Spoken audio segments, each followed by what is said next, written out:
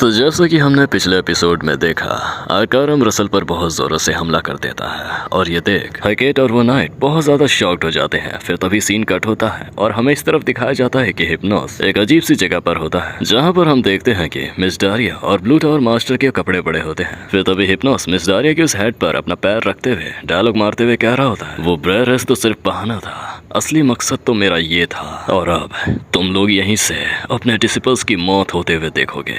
तो अब इसी के साथ इस चैप्टर में आगे तो आर्कारम ने रसल पर जो हमला किया था उससे रसल बच जाता है अपने इस शील्ड की मदद से, और बच तो वो जाता है लेकिन उसके शील्ड पे काफी क्रैक्स आ जाते हैं, जिसे देख वो सोच रहा होता है कि मेरे इस मल्टीपल शील्ड का इस्तेमाल करने के बावजूद भी उसका वो अटैक मेरे शील्ड को ब्रेक कर गया। क्या उसका ये अटैक फायर पावर और फिजिकल पावर दोनों के साथ किया गया था? आर्कारम का ये अटैक काफी पावरफुल था, जिस वजह से हम यहाँ पर देखते हैं रसल के ऊपर के कपड़े भी जल चुके थे और फट भी चुके थे, जिसे देख रसल यही कह रहा होता है कि लगता है मुझे अपनी एक और कीमती जैकेट को फेंकना पड़ेगा। फिर वहीं हम इस तरफ देखते हैं हमारे नाइट्स प्रिंसेस हैकेट को ले जाने की कोशिश कर रहे थे, उसे ये कहते हुए कि योर हाइनेस हमें यहाँ से चलना होगा, यहाँ पर आप पे बहुत ज्यादा खतरा है। और प्रिंसेस हैकेट यही कह रही होती है कि लेकिन रसल का क्या होगा? फिर तभी हम उस तरफ से देखते हैं आर्कारम के वो साथी इसी तरफ आ रहे थे प्रिंसेस हैकेट को अपने साथ ले जाने के लिए, और यहाँ हमारे नाइट्स प्रिंसेस हैकेट को सेफ रखने के लिए इनसे लड़ने के लिए आगे बढ़ जाते हैं अपनी स्वॉर्ड लेकर। और इसी तरफ रसल देखते हुए यही सोच रहा होता है कि हाँ, शायद हमारे रॉयल नाइट्स इस आर्कारम के इस साथियों को संभालने के लिए काफ़ी होंगे। और वहीं दूसरी तरफ आर्कारम दोबारा रसल पर यही अटैक करते हुए उसे कह रहा होता है कि कीड़े कहेंगे, मैं भी देखता हूँ तू और कितने लंबे समय तक ऐसा ही बचता रहेगा। और फिर इसी के साथ आर्कारम के इस अटैक से एक जोरदार धमाका होता है, लेकिन रसल इसके अटैक से बच गया था अपने शील्ड की मदद से। और आर्कारम उसे देख यही सब कह रहा होता है कि बेवकूफ बच्चे, तो इस तरीके से डिफेंस करके मुझसे नहीं जीत सकता। फिर तभी अचानक यहाँ पर रसल ब्रह्मास्त्र समान कर लेता है और ये देख आर्कारम की बहुत बुरे तरीके से ढीली पीली हो जाती है। वो घबराते हुए ये देख कह रहा होता है कि नहीं, ऐसा मत कहना कि तुम लंबे वक्त से इसी चीज का इंतजार कर रहे थे। फिर तभी अचानक ही रसल ब्रह्मास्त्र लेके आर्कारम के मुंह पर आ जाता है और सीधा उसके पेट पे घुसा देता है। आर्कारम कुछ सोचता या समझता उससे पहले ही ये चीज हो जाती है और फिर आर्कारम के मुंह से एक भारी मात्रा में खून निकलने लग जाता है। और यहाँ आर्कारम जिसके पेट पे ब्रह्मास्त्र आर पार घुसा हुआ होता है, वो अपने आखिरी शब्द कह रहा होता है। उसने ऐसा दिखाया कि वो अपना बचाव कर रहा है, लेकिन उसने ये एक काउंटर अटैक के साथ खत्म कर दिया। और फिर इसी ब्रह्मास्त्र के साथ आर्कारम यहीं पर ब्लास्ट हो जाता है, एक बहुत जोरदार धमाका। और यहीं रसल कह रहा होता है कि तुम्हें तुम्हारी घमंड और ये गुस्से ने अंधा कर दिया था और इसीलिए तुम हार गए। शायद तुम अगर शांत रहे होते तो अभी मामला कुछ और ही होता। देन फिर हम देखते हैं यहाँ पर वो नाइट्स और वो आर्कारम के साथी और वो फायर ड्वार्फ्स इन सब का सामना कर रहे होते हैं। फिर वहीं इस तरफ रसल काउंट का गेट खोलते हुए अंदर घुसता है हैकेट का नाम चिल्लाते हुए, और रसल को देख यहाँ आर्कारम के डिसिपल्स बहुत बुरे तरीके से घबरा जाते हैं। वो कहते हैं कि आखिर ये यहाँ पर कैसे, हमारे मास्टर के साथ क्या हुआ? फिर रसल उनसे कहता है जाओ जाकर अपने मास्टर आर्कारम से ही पूछ लो। इसी के साथ रसल अपने फायर एरोस से इन सभी को यहीं पर मारकर खत्म कर देता है और इन सभी को अपने मास्टर आर्कारम के पास पहुंचा देता है। जिसके बाद फिर प्रिंसेस हैकेट बहुत ज्यादा जख्मी हालत में होती है और तुरंत ही वो रसल को गले से लगा लेती है रोते हुए, और रसल उनसे कहता है कि योर हाइनेस आप ठीक तो है ना? और प्रिंसेस हैकेट उसे गले से लगाए हुए होती है। फिर तभी हैकेट रसल के चेहरे पर हाथ रख के उसे देखते हुए कहती है कि तुम इंजर्ड हो, तुम ठीक तो हो ना रसल? जिसमें रसल कहता है कि हाँ मैं ठीक हूँ। फिर हैकेट को वो झलक याद आती है जब रसल यहाँ पर आया था और रसल ने उसे अपनी बाहों में ले लिया था। और फिर प्रिंसेस हैकेट रसल से कह रही होती है मुझे नहीं पता कि आखिर तुम्हारे साथ क्या हुआ है, लेकिन तुम्हारा शुक्रिया यहाँ आने के लिए, और तुम्हारी वजह से मैं ठीक हूँ अब। फिर प्रिंसेस रसल के चेहरे पर हाथ रखते हुए कहती है क्या ये उस रिंग की ताकत है जो कि तुमने मुझे दी थी? फिर रसल कहता है कि हाँ, लेकिन अभी फिलहाल मैं अपनी पूरी मानव शक्ति खो चुका हूँ, सब खत्म हो चुकी है, इसीलिए अभी मैं इसका लंबे समय तक इस्तेमाल नहीं कर पाऊंगा। फिर तभी रसल को बाहर खिड़की से किसी की प्रेजेंस महसूस होती है। फिर तभी प्रिंसेस रसल से पूछती है कि क्या हिज मैजेस्टी यहाँ पर है? जिसमें रसल ये कहते हुए बताता है कि आप फिक्र मत करिए, सर जिलियन पर्सलोन उनके साथ है तो उन्हें कुछ भी नहीं होगा, वो आपके पिता हिज मैजेस्टी को सुरक्षित रखे हुए हैं। फिर रसल हकेट के कंधे पर हाथ रखकर कहता है, अब हमें सबसे पहले हिज मैजेस्टी और सर जीलन परसलॉन के साथ जुड़ना होगा। अब जब आरकारम नहीं रहा तो उनके लोगों को ये बात जल्दी ही पता चल जाएगी और वो भी यहाँ पर आ जाएंगे और ऐसे हमारे दुश्मन और बढ़ जाएंगे। इसीलिए हमें हिज मैजेस्टी यानी कि तुम्हारे पिता के पास जाना होगा। जिसमें फिर हकेट कहती है, अगर ऐसा है तो। और फिर प्रिंसेस अपनी वो स्वॉर्ड निकाल के कुछ मैजिकल स्पेल पढ़ने लग जाती हैं। वो कहती है कि प्रिंसेस हकेट राथमस ऑफ द एंटीमियन, मैं अपने नाम के द्वारा इस स्वॉर्ड एरंग नाइट को ये कमांड देती हूँ कि अपने स्वॉर्ड के किंग को अपने राज्य के लोगों को ठीक करने की शक्ति दें। तो वो इस तरीके से कुछ कहती है और यहाँ हम देखते हैं रसल और वो नाइट, उनकी मानव शक्ति वापस आने लगती है, उनका स्टैमिना रिकवर होने लगता है और वो ठीक होने लगते हैं। लेकिन यहाँ इस चीज़ के कारण हकेट बहुत कमज़ोर हो जाती है और फिर सीधा वो बेहोश होकर गिर रही होती है। जिसमें रसल ये देख घबरा जाता है, आखिर सोचता है कि ये हुआ क्या, और फिर वो हकेट को पकड़ लेता है। और यहाँ हमें क्लियर तरीके से पता चलता है कि एरंग नाइट एक ऐसी स्वॉर्ड है जिसमें उसका मास्टर अपनी पावर, अपने अंदर के स्टैमिना और जो पावर होते हैं वो दूसरों में शेयर कर सकता है, वो दूसरों में बांट सकता है। और इसी वजह से प्रिंसेस हकेट बहुत ज़्यादा कमज़ोर होकर नीचे गिर जाती है। फिर रसल उन्हें पकड़ के बैठा होता है, जिसमें प्रिंसेस हकेट उसकी ओर देखते हुए कह रही होती है कि मैं सिर्फ तुम्हारे लिए बस इतना ही कर सकती थी यहाँ पर। फिर रसल प्रिंसेस के हाथ पकड़ते हुए कहता है, हकेट ग्लोरी टू योर हाइनेस, मेरी लॉयल्टी हमेशा तुम्हारे लिए और राथमस परिवार के लिए रहेगी। फिर तभी अचानक बाहर से आवाज़ आती है, ओह तो मैं अब समझा कि एक लड़की को संभालने के लिए इतना समय क्यों लग रहा है। पीछे मुड़कर तो देखो, एक ना बुलाया मेहमान तुम्हारे रास्ते पर आ चुका है। और फिर असल जैसे ही पीछे मुड़कर देखता है तो यहाँ उस पर एक लाल रंग की रोशनी चमक रही थी। और जैसे ही वो देखता है वो हकेट को गोद में लिए पीछे की ओर बहुत तेजी से जाता है और सभी को कहता है, सब पीछे की ओर हट जाओ।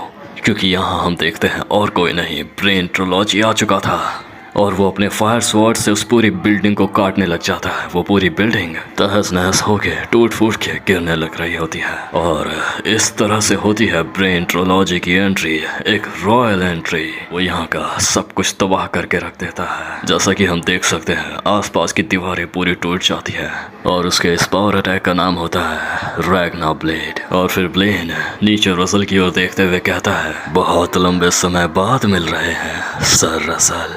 और यहाँ रसल ब्लेन के इतने ज़्यादा खतरनाक अटैक करने के बावजूद भी अपने शील्ड में सुरक्षित था प्रिंसेस हकेट के साथ। और ये देख ब्लेन खुद बहुत चकित था। वो सोच रहा होता है कि मेरी जादुई शक्तियों को झेल जाना, ज़रूर इसका ये शील्ड कोई साधारण शील्ड नहीं होगा। मुझे तो यकीन नहीं हो रहा कि तुमने इतने कम समय में अपना बचाव कर लिया। फिर वहीं से ब्लेन रसल को लाउड वॉइस में कहता है, जब पिछली बार तुम्हें देखा था उस वक्त से तो तुम अब बहुत ज्यादा ताकतवर हो चुके हो। यहाँ रसल की हालत इतनी भी ठीक नहीं थी। उसके चेहरे के एक्सप्रेशन बता रहे थे वो अभी भी पूरे तरीके से ठीक नहीं हुआ है और उसे शायद इस शील्ड को बनाने में भी बहुत दिक्कतें आई थी। देन वो ब्लेन को देखते हुए सोचता है कि इस जगह को एक झटके में बिखेर के रख देना, तुम वाकई में ताकतवर होगे। फिर ब्लेन यहाँ आसपास के हालात को देखते हुए कहता है, अब जब मुझे यहाँ आसपास आरकारम नहीं दिख रहा है इसका मतलब है कि वो जरूर तुमसे लड़ा होगा। मैंने उसे कितनी बार वार्न किया था कि उसका वो अहंकार गुस्सा ठीक नहीं है, वो उसे नीचे गिरा कर रख देगा, लेकिन वो मेरी बात माना ही नहीं। और लो आखिर में वही हुआ। फिर वहीं हम देखते हैं प्रिंसेस हकेट ब्लेन को चिल्लाते हुए कह रही होती है कि ब्लेन ट्रिलॉजी, तुम्हारी असली दुश्मन तो मैं हूँ, तो फिर तुमने यहाँ के मासूम लोगों को क्यों मारा। और फिर ये बात सुनकर ब्लेन जोरों से हंसने लग जाता है। फिर वो हंसते हंसते कहता है कि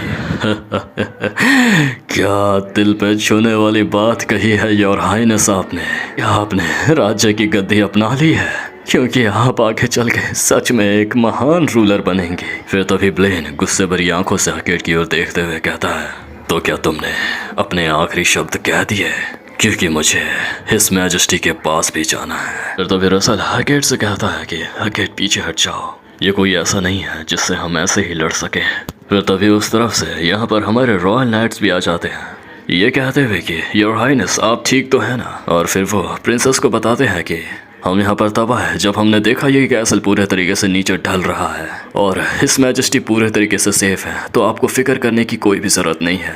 और फिर प्रिंसेस हकेट उन्हें ऐसा आते देख और ये बात जानकर बहुत ज़्यादा खुश हो जाती है। और यहाँ ब्लेन उन्हें ऐसा आते देख गुस्से में कहता है, और कितने कबाब में हड्डी आएंगे, मेरा दिमाग खराब हो रहा है। इसी के साथ यहाँ पर ब्लेन का साथ देने आयरकारम के वो बचे खुचे साथी भी आ जाते हैं आसमान के ऊपर, और यहाँ हमारे नाइट्स उनकी ओर अपनी तलवार दिखाते हुए कहते हैं उन पर हमला कर दो। फिर वो जैसे ही ब्लेन के ऊपर हमला करते हैं, ब्लेन आसानी से अपनी स्वॉर्ड से इस अटैक से बच जाता है। और फिर यहाँ ब्लेन अपने रॉयल पोस्ट में वापस आते हुए रसल से कह रहा होता है कि तो तुम्हें मुझे रोकने का इरादा है रसल रेमंड, जिसमें रसल गुस्से से जवाब देते हुए कहता है कि हाँ बेशक। और रसल के ऐसे गुस्से भरे चेहरे को देखकर ब्लेन उससे कहता है तू अभी बिल्कुल उस डारिया की तरह दिख रहा है। तेरी वो मास्टर ने भी मुझे इसी तरीके से देखा था आखिरी वक्त पर, लेकिन अब वो एक अंधेरे से बने घेरे में बंद है। तुम कभी उन्हें दोबारा नहीं देख पाओगे। और रसल जैसे ये बात सुनता है वो बहुत शॉक्ड हो जाता है। फिर तभी ब्लेन रसल कुछ सोचता है समझता उससे पहले ही एक जोरदार अटैक उसके मुंह के सामने छोड़ देता है। फिर तभी अचानक रसल पीछे देखता है और पता लगता है कि उसका सोलोमॉन्स क्राउन यहाँ पर एक्टिवेट हो जाता है। जैसे ही रैग्ना ब्लेड उस जगह पर गिरती है एक बहुत जोरदार धमाका होता है, लेकिन रसल इस वार को डॉर्च कर चुका था। और ये देख ब्लेन कह रहा होता है रैग्ना ब्लेड साउंड की स्पीड से भी ज्यादा तेज है, तो आखिर ये बेवकूफ से 6 सर्कल के मेज ने इसे डॉर्च कैसे कर दिया। तो भाई लोग, अगर तुम लोगों को ये वीडियो अच्छी लग रही है तो एक लाइक और एक प्यारा सा कमेंट कर देना। मैं सच कहूँगा तुम लोगों का एक एक कमेंट भी मेरे लिए बहुत मायने रखता है, तो एक लाइक और एक प्यारा सा कमेंट करके ज़रूर जाना। फिर असल हमें ये कहते हुए बताता है कि उस वक्त समय थोड़ा सा धीमा हो गया था, जिस वजह से मैं उसके अटैक को प्रिडिक्ट कर पाया, और किस्मत से मैंने उसके इस वार को डॉर्च किया। लेकिन मेरी अलाइज जो मेरे पीछे लड़ रही है, और अगर मैं उसके इस अटैक को बार बार ऐसे ही डॉर्च करता रहा तो वो उन्हें जाकर लग जाएगा और वो बहुत ज़्यादा जख्मी हो जाएंगे। फिर तभी रसल यहाँ पर अपने उस जादुई भालों से एक चक्र सा बना लेता है, जिससे कि वो अपने पीछे उन अलाइज को प्रोटेक्ट कर सके। और ये देखते हुए ब्लेन कह रहा होता है कि अपने अलाइज को बचाने की कोशिश करना ये तो किसी बेवकूफ़ी से कम नहीं है, ऐसे तो तुम्हारा मरना जल्दी ही पक्का है। तो फिर अब मैं तुम्हें अपने एक हाथ की ताकत दिखाता हूँ। और ब्लेन ये कहते हुए बहुत ज़्यादा पावरफुल पर्पल मैजिक एनर्जी के साथ उन सभी पर बहुत ज़ोरों से हमला कर देता है। लेकिन वहीं रसल उनके लिए बहुत ही ज़्यादा तेज़ी से एक जायंट स्टोन वॉल क्रिएट कर देता है, जिससे कि ब्लेन का ये पावरफुल अटैक सीधा जाकर उन चट्टानों पर लगता है। और रसल को ऐसा देख ब्लेन उधर से कहता है अरे वाह, ये तो बहुत कमाल की बात है कि तुम मेरी कास्टिंग स्पीड को बराबर ही दे रहे हो। तो ठीक है, अब ये देखते हैं तुम ये और कितने लंबे समय तक कर सकते हो। फिर ब्लेन ये कहते हुए अपनी पर्पल एनर्जी के वो जादुई शक्तियों से इस पर बहुत जोरदार हमला कर देता है। फिर यहाँ इसी पर्पल एनर्जी का एक धमाका होता है और रसल इसे भी डॉर्च कर देता है। बस वो थोड़ा बहुत जख्मी होता है और थोड़ा खांस रहा होता है, और उसे ऐसा देख ब्लेन कह रहा होता है उधर से कि ओह, तो तुम अब भी अपने पैरों पर खड़े हो सकते हो, कमाल है। अगर तुम उस डारिया के साथ ना होते तो मैं पक्का तुम्हें अपना डिसिपल बनाता। और यहाँ रसल सोच रहा होता है कि वो बेहद ही ज़्यादा तेज और ताकतवर है। यहाँ अगर टावर मास्टर्स की बात करें तो उसका लेवल आयरकारम से भी बिल्कुल ही अलग है। फिर तभी रसल के पीछे से हेकेट भागते हुए आती है, रसल का नाम चिल्लाते हुए। और यहाँ रसल काफ़ी जख्मी हालत में हो चुका था, उसके मुंह से खून निकलने लग जाता है। और ये सब देख उधर से ब्लेन कहता है ओह, कितना दिल छू देने वाला सीन है। अब जब तुम दोनों दो प्रेमी हो तो मैं तुम दोनों की कब्र साथ में बनाऊंगा। और ऐसा कहकर ब्लेन आसमान की ओर और ऊपर चले जाता है अपनी जादुई शक्तियों का इस्तेमाल करते हुए। फिर तभी रसल और हेकेट को प्रोटेक्ट करने के लिए वो रॉयल नाइट्स आगे आ जाते हैं और लाउड वॉइस में चिल्लाते हुए हेकेट से कहते हैं कि योर हाइनेस प्लीज़ आप यहाँ से जल्दी चले जाएं, हम इसे ज़्यादा देर तक नहीं रोक सकेंगे। और इन सभी को ऐसा देख ब्लेन कह रहा होता है कि अब यहाँ पर मेज कॉर्प्स भी जुड़ गए, ये सच में बहुत दिमाग खराब कर देने वाला है। आखिर इस वक्त ड्यूक कर क्या रहा है। फिर यहाँ इस तरफ हम देखते हैं रसल और हेकेट एक पत्थर के पीछे आ जाते हैं, जिसमें हेकेट यहाँ पर रसल से कहती है कि क्या तुम ठीक हो रसल। रसल जवाब देते हुए कहता है मैं ठीक हूँ। लेकिन जैसा कि यहाँ पर देखते थे रसल अच्छे तरीके से बिल्कुल भी ठीक नहीं था, उसके मुंह से खून तो निकल ही रहा होता है। फिर इसी के साथ वो सोचता है मैं अब और देर तक नहीं रुक सकता, मुझे ड्रैगोनाइजेशन को एक्टिवेट करना ही होगा। फिर तभी यहाँ पर मिशन स्क्रीन शो होती है, जिसमें लिखा होता है कि प्रिंसेस ट्रेजर, जो कि प्रिंसेस के गले में एक ग्रीन कलर की नेकलेस है, उसे तुम्हें लेना होगा और प्रिंसेस के उस ट्रेजर को सिक्योर करना होगा। जिसमें फिर रसल हेकेट से कहता है हेकेट क्या मैं वो तुम्हारी नेकलेस देख सकता हूँ जो कि तुमने अभी पहनी हुई है? फिर हैकेट अपने उस नेकलेस को पकड़ते हुए कहती है, ओह ये नेकलेस। और फिर वो रसल को बताती है कि ये मेरी माँ का है, उन्होंने मुझे ये दिया था। जिसके बाद रसल उस नेकलेस को पकड़ते हुए रसल से कहता है, क्या तुम ये नेकलेस मुझे दे सकती हो? फिर हैकेट अपना वो नेकलेस उसे खोलते हुए दे रही होती है। साथ साथ वो ये कह रही होती है कि अब जब तुमने मुझसे कहकर मांगा तो जरूर इसका कोई ना कोई रीजन तो होगा। जिसके बाद फिर रसल अपने हाथों में वो नेकलेस लिए हुए हैकेट से कहता है, तुम्हारा शुक्रिया हैकेट भरोसा करने के लिए। और फिर यहाँ पर दोबारा से नोटिफिकेशन स्क्रीन शो होती है जो कि हमें ये बताती है कि प्रिंसेस ट्रेजर नेकलेस एक्वायर्ड हो चुका है और मिशन कंप्लीट होता है। और जब तुम्हारा माना इन्फ्यूज्ड होगा तो इस नेकलेस का ट्रू फॉर्म बाहर निकल कर आएगा। फिर तभी रसल के हाथ में वो जो नेकलेस होता है वो जोरों से चमकने लग जाता है। और फिर यहाँ पर एक और बार मिशन स्क्रीन शो होती है जिसमें लिखा होता है, ये अपने असली रूप में आ चुका है और इसका नाम है ड्रैगन स्केल। तो क्या तुम इस ड्रैगन स्केल को अपने अंदर अब्सॉर्ब करना चाहोगे? रसल जैसे ये पढ़ता है वो सोचता है कि एक ड्रैगन स्केल है, एक हॉर्न नहीं। खैर इस मौके पर तो मैं कुछ भी करने के लिए तैयार हूँ। और फिर रसल इस चमकते हुए नेकलेस को अपने हाथों में जोरों से पकड़ते हुए चिल्ला कर कहता है, हाँ मैं इसे अब्सॉर्ब करना चाहूंगा। फिर यहाँ इस तरफ से ब्लेन देख रहा होता है जो कि उसे दिखता है कि पत्थर के पीछे से एक बहुत ज्यादा रोशनी चमक रही है। वो ये देख सोच रहा होता है कि क्या ये वही बेवकूफ है, लेकिन ये माना शक्ति इतनी ज्यादा भयंकर मात्रा में कैसे आ रही है। और यहाँ ब्लेन रसल को देखकर बहुत ज्यादा शॉक्ड हो जाता है। ब्लेन कह रहा होता है कि आखिर ये क्या रूप है। फिर तभी हम इस ओर देखते हैं, यहाँ रसल एक अलग ही फॉर्म में निकल के आ चुका था जो कि वाकई में दिखने में बहुत ज्यादा खतरनाक और कूल लग रहा था। और रसल को इस फॉर्म में देख प्रिंसेस हैकेट भी बहुत ज्यादा सरप्राइज थी। और फिर यहाँ पर हमें इस ड्रैगन स्केल की पावर के बारे में पता चलता है। ये ड्रैगन स्केल बॉडी के स्ट्रेंथ को बहुत ज्यादा बढ़ा देता है और इसी के साथ साथ ड्रैगनाइजेशन की ड्यूरेशन को भी बहुत ज्यादा लंबा कर देता है। फिर रसल कहता है, तो शायद अब इस ताकत से मैं इसे हरा सकता हूँ। और फिर रसल यहाँ पर अपना ड्रैगनाइजेशन एक्टिवेट कर लेता है। और ब्लेन रसल को ऐसा देख कह रहा होता है कि तो इसका मतलब वो अफवाहें सच थी कि तुम ड्रैगन ब्लड लाइन से रिलेट करते हो, तो इसीलिए उस बेवकूफ एमसिराई ह्यूइस का हारने का ये रीजन था। फिर रसल हैकेट को कहता है कि हैकेट तुम यहाँ से चले जाओ, सोल्जर्स यहाँ पर आते ही होंगे। फिर ब्लेन रसल से हंसते हुए कहता है, तो ये है ड्रैगन माना, ये अब भी मेरी जादुई शक्तियों के मुकाबले कुछ नहीं। और फिर वो रसल को मुस्कुरा कर देख मन में ये सोच रहा होता है कि अगर उसकी इस ताकत को मैं अपना बना लूं तो कोई टावर मास्टर मेरे सामने नहीं टिक पाएगा।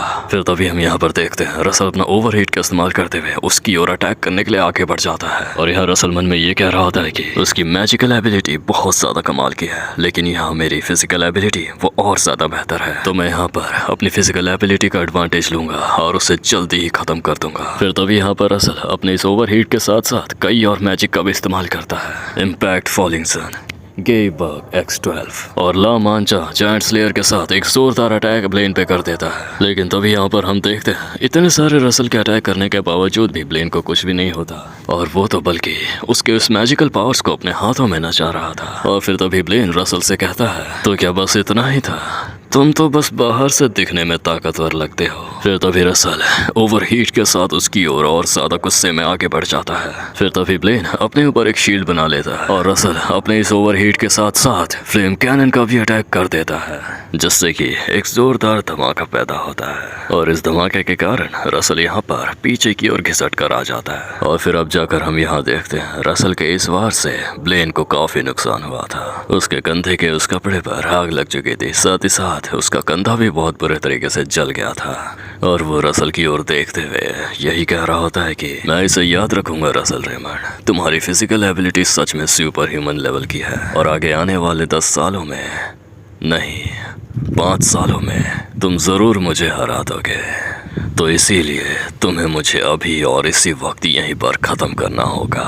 फिर तभी रसल अपना जादुई भाला लेके बहुत तेजी से इसकी ओर आगे बढ़ जाता है, ये कहते हुए कि कोशिश करके देख लो अगर तुम कर सको तो।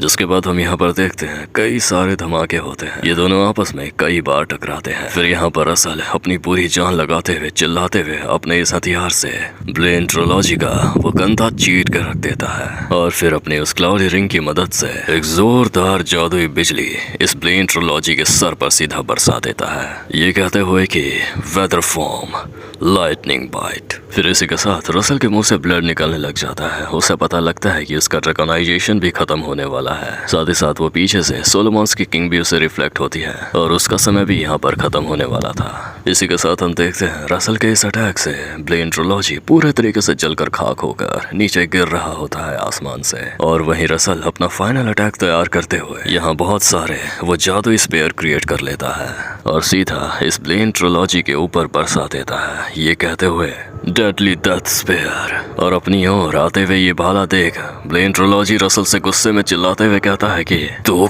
कमीने कहीं के। फिर इसी के साथ यहाँ पर ब्लेन भी चिल्लाते हुए अपनी मैजिक शक्तियों को एक्टिवेट करता है। वो कहता है ओरिजिनलिटी डीमंस फ्लेम। तो वहीं हम देखते हैं उसके आसपास ब्लैक कलर की कुछ एनर्जी क्रिएट हो जाती है जो कि रसल के इस वार को रोकने की कोशिश कर रही थी। लेकिन फिर वहीं इसी से एक बहुत जोरदार धमाका होता है और वहीं इस तरफ हम देखते हैं रसल भी बहुत ज्यादा जख्मी हालत में हो गए सीधा नीचे गिरकर एक पत्थर पर आ जाता है। उसकी बॉडी हिल तक नहीं रही थी और उसकी आंखों के सामने अंधेरा छाने लगा था। फिर उसे वो सभी लोग दिखते हैं, उसके चाहने वाले Miss Daria, Hecate, His Majesty, Blue Tor master. और फिर रसल अपने घुटनों के बल वापस खड़ा उठते हुए कह रहा होता है लेकिन मुझे अपने लोगों को किसी भी तरीके से बचाना ही होगा, भले ही फिर मैं मर ही क्यों ना जाऊं, मैं उन्हें बचा कर रहूंगा। और फिर तभी यहाँ पर एक लाल रंग का चक्र दिखाई देता है जिसे देखकर ब्लेन ट्रिलॉजी और ज्यादा शॉक्ड हो जाता है। वो कह रहा होता है ये नामुमकिन है, क्या उसने इस लड़ाई के दौरान अपनी लिमिट्स को भी क्रॉस कर दिया। अब ब्लेन ये इसीलिए कह रहा था क्योंकि यहाँ हमें पता चलता है रसल ने 7वां चक्र अचीव कर लिया था। हाँ, अब वो 6th सर्कल नहीं रहा, अब वो 7th सर्कल मेज बन चुका था। और इस चक्र को देख रसल के चेहरे पर एक मुस्कुराहट थी। फिर तभी हम देखते हैं रसल के ऊपर एक बहुत जोरदार लाइटनिंग अटैक होता है और यहाँ पर और कोई नहीं बल्कि हिप्नोस रसल पर यह अटैक करते हुए आता है। और हिप्नोस ब्लेन के पास आते आते ये कह रहा होता है कि वो 7th सर्कल होने जा रहा है। नहीं, ऐसा नहीं हो सकता। जिसके बाद हिप्नोस ब्लेन की तरफ उसकी हालत देखते हुए कहता है उससे रेड टॉर मास्टर, आप तो काफी गंभीर हालत में लग रहे हैं, ऐसा लग रहा है कि आप बहुत बुरे वक्त से गुजरे हैं। यहाँ सच में ब्लेन की हालत काफी ज्यादा बदतर हो चुकी थी। जिसके बाद वो हिप्नोस की ओर देखते हुए उसे गुस्से से कहता है तुम्हारी जुबान काट के रख दूं, उससे पहले अपना मुंह बंद करो, तुम्हें यहाँ आने में इतना लंबा वक्त क्यों लग गया। जिसके बाद फिर हिप्नोस अपने सर से वो कपड़ा हटाते हुए कहता है अरे वो उन कमीने फ्लेम टॉर मास्टर ने सील तोड़ दिया था, लेकिन अब चिंता की कोई बात नहीं है, हमने वापस से इन्हें सील कर दिया।